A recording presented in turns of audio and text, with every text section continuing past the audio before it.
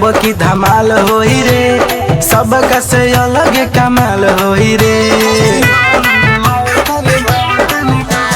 नया साल में अब की धमाल होई रे, सबका से अलग कमाल होई रे। आवे जे करा बदम भाई छाती में, रख तेल लगा के अपना लाठी में, रसियन बोलावतनी पार्टी में। रख तेल लगा के अपना लाठी में, रसियन बोलावतनी पार्टी में।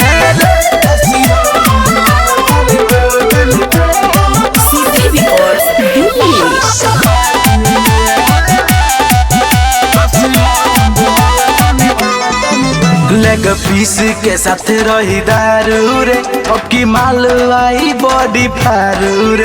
सभी मिली जुली पैसा मिलाई रे, बाकी नोट रही सारा भारू रे।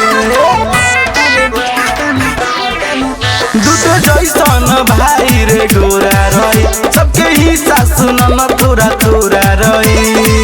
न्यू ईयर मनी सबके साथी में, रख तेल लगा के अपना लाठी में, रसियन बोलावतनी पार्टी में। रख तेल लगा के अपना लाठी में, रसियन बोलावतनी पार्टी में।